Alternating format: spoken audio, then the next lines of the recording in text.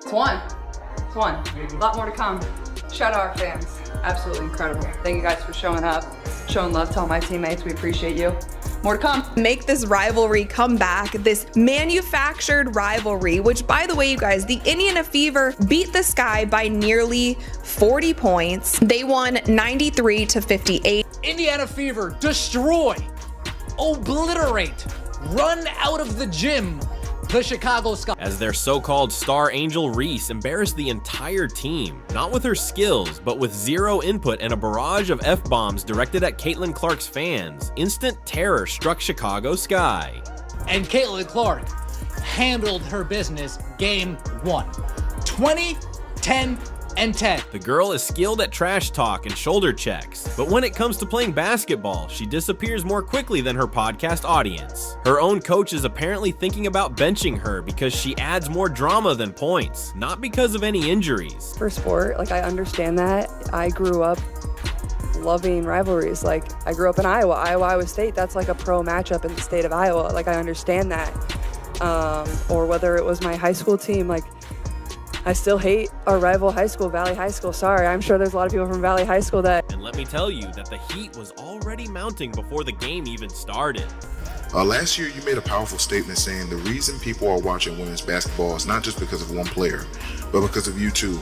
A year later, do you feel like you're Next question. When questioned by a Chicago Sky reporter if she still thought that women's basketball was being watched because of her, Angel Reese interrupted the question with just 2 words and then went on to answer the next one. Too much Caitlin Clark on. Nope, every game. More Caitlin Clark all the time, always. Caitlin Clark is easily the most influential athlete in a team sport. She pretended the Caitlin Clark conversation didn't exist and brushed off the accountability and question as if it were beneath her. But the real answer came a few hours later on the court when Reed didn't just sidestep the question and vanished from relevance. That moment gave everyone exactly what they needed to know. 10 and 10. 20, 10, and 10. Caitlin Clark and the Indiana Fever, what do the kids say? Belt to ass. Oh yeah. Caitlin Clark, however, created history by recording the first triple-double in a WNBA season opener. 10 assists, 10 rebounds, and 20 points. Angel Reese appeared to be the most anticipated addition to Chicago's roster as she played for 35 minutes. Grabbing 17 rebounds but missing consecutive layups and failing to score a game-winning shot. Her performance was more about damage management than dominating. And let's be honest, from that moment on, Angel Reese disappeared. Her impact on the game, gone. Caitlin, she was in her zone. It's like Clark didn't just eat the foul. She took over the moment, mentally and physically. So now the big question is, was that fire from Reese real? Or just for... She tried to play the mentally demanding game when she first started. Alpha was all fired up like she was prepared for battle, but by the second part, it was obvious that she wasn't leading anything. Her body language spoke for her as she pulled at her, shouted, looked bewildered, and the entire next question attitude grew stale like spoilt milk. Caitlin Clark made her own highlight reel out of the game. Now, if we say her stats are today, what? 20 points, 8.4 assists, 6 rebounds. Additionally, this wasn't just a bad night for Reed. It was the complete breakdown of the narrative the WNBA had been attempting to promote for the past year, according to which Angel Reese was the league's co-face. That press conference clip wasn't a power move. Rather, it was the end of the Reese versus Clark PR fanciful scenario because one of them made history and the other became a meme. It feels like it's gone by fast, yeah. Which I didn't know going into the offseason of how exactly it would feel. I feel like just yesterday it was January and I was itching for like this first game. I was like thinking about this moment, and I mean, you think it will take a long time to get there, but it doesn't. If you just, stay consistent in what you do and follow your routines and, you stay busy, it comes pretty fast, but yeah. When the numbers came in, Clark had already drawn 1.3 million viewers for a preseason game, more than the WNBA Finals, and not one of those people paid to watch Angel Reese miss uncontested shots in the paint. They came for Caitlin, as they always do, because the truth is that this league doesn't run on who talks the most. It runs on who performs, and Clark doesn't just perform, she rewrites the rules. While Clark was draining logo threes, planning the offense, and turning defense into transition magic, Reese and the Sky were being torn apart in every direction. The biggest news for the next 3 months. So let's talk about Caitlin Clark's hard foul on Angel. In the meantime, the league is still in disarray. Last year, they attempted to minimize her influence by claiming that her fan base was a system error. Now they're shifting games to NBA arenas in order to meet demand for tickets. They also attempted to avoid the Caitlin Clark effect, but now they're playing catch-up like Reed chasing a quick break that she was never going to block. Man, this just went down. Caitlin Clark and Angel Reese going at it. More so Angel Reese going at Caitlin. When someone breaks NCAA records, every arena they enter sells out, and they still get elbow checked every game by jealous defenders. That's not a controversy. It's a threat, and everyone knows it. Veterans were offended that Clark was the face of too much media, too many cameras, and too much airtime. But guess what? The fans weren't offended. They were in line, buying tickets, buying jerseys, and filling every seat in the building. My goodness gracious. Destroyed the Sky in front of a sold-out 17,000+. Fouled Angel Reese. Angel Reese loses her mind, tries to fight Caitlin Clark. Ree was hyped up to be the rival, but Clark never needed one. She simply shut up, showed up, and buried every phony comparison in a pile of points, assists, and rebounds. Ree was unable to even respond to a question, and when it mattered most, she wasn't on the court or the microphone. The story was never about balance, rather it was about denial. It's glorious. The season is back.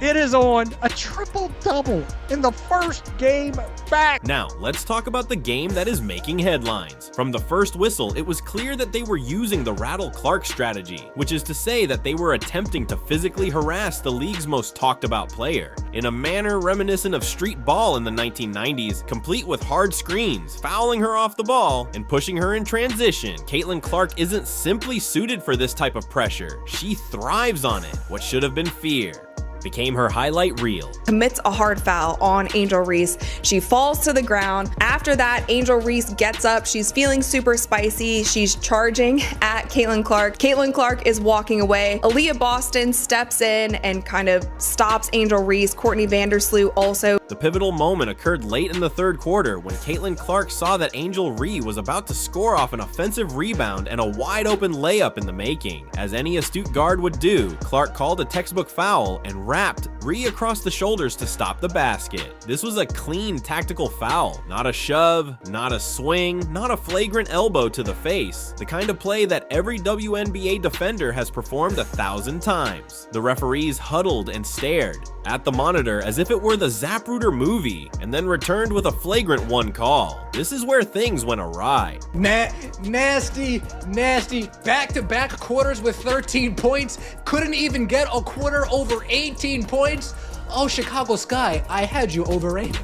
You would think Clark had punched Reese based on her reaction, but the scoreboard again showed a different picture. Angel Ree, who had been silent for the majority of the evening in terms of impact, suddenly went into full performance mode, screaming, storming across the court and yanking at her jersey like she was in a WWE promo. This wasn't a Warriors return, rather it was the collapse of a person who had no solutions on the court. She attempted to win over the audience, but all of this took place in front of 17,000 spectators who had come to watch Clark bury threes, and that's exactly what she did next. Oh, how I overestimated what I would see from the Chicago Sky. The Indiana Fever took care of business. They thought that rattling Clark would throw her off, but instead they just handed her the script while Ree was stomping around like a Marvel villain giving her origin speech. This is what makes this guy's entire approach so pitiful. Immediately, after the flagrant, Clark walks up the floor and buries a cold-blooded three. There is no flex, no stare down, no trash talk, just a stone-cold shooter doing her job. Let's talk about team dynamics now. When Reed tried to charge Clark, Boston stepped in right away and shoved her in the back, earning her a technical foul. They didn't care. That's not chaos. Rather, it's cohesiveness. That's a team that knows exactly who they're riding with and doesn't bat an eyelid when one of their own is targeted. That's the kind of backup you see on championship squads. Just protection, no reluctance. And we have one goal. Did we play our best game today? I would say we didn't. The fact that we didn't play our best game and we still destroyed. And all of this is taking place as Clark is busy creating one of the most remarkable stat lines ever witnessed in a WNBA season opener. She scored 20 points in the game. Not only did she complete a stat sheet with 10 assists, 10 rebounds, 4 blocks, and 2 steals, but she also dismantled an entire squad while being the focus of a full-on contact campaign. The figures showed that she was gritted, not elegant. Really watch the replay. Something feels off. Angel came charging in like she wanted smoke, like she was ready to throw down. But here's the thing. If she really wanted to confront Caitlin, what was stopping her? Nothing. That reaction, the body language, it felt forced. Like she was putting on a performance. Fake tough, fake. Let's return to Angel Reese in the interim. While 17 rebounds may seem impressive, it quickly becomes clear that she had no impact on the score, missed back-to-back layups, and essentially padded her stats by grabbing her own missed shots like a child chasing the ball in a driveway. She went 5 of 14 from the field, including 2 point-blank shots that she was unable to convert, both of which were ridiculed online before the final buzzer even sounded. Gotta feel good about that. No Sophie Cunningham in the lineup.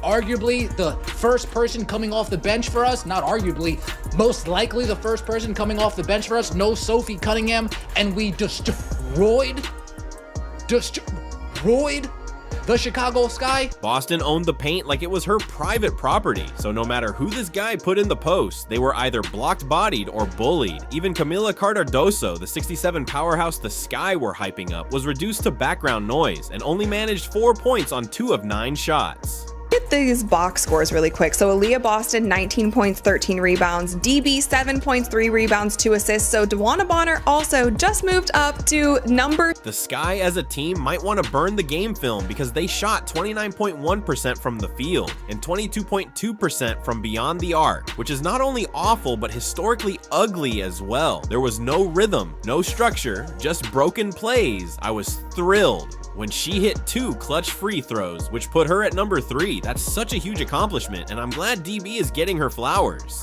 There were missed shots, a lot of yelling, more bricks than a construction site, and no blueprint in sight, but somehow they thought the issue was Clark playing too tough. Ironically, the Sky entered with the energy of enforcers as if they were going to establish the tone, push Clark around, and make her wonder if she belonged. Instead, they left with their egos crushed, their reputations damaged, and 9-3-5-8 plastered on every headline. You can't claim to be the villains if you're the ones who lose face. You can't act like you're taking control when you never did, and the worst part is that this wasn't even Clark's last performance. If the Sky believed that her blatant fouls and fake toughness were enough to silence her, they just discovered the hard way that she isn't built like the others. Instead, she builds, and every foul, shove, and meltdown just gives her another highlight to add to the reel. If that's what Angel Reese refers to as a rivalry, then what do you call a 35-point blowout? Let me know what you think.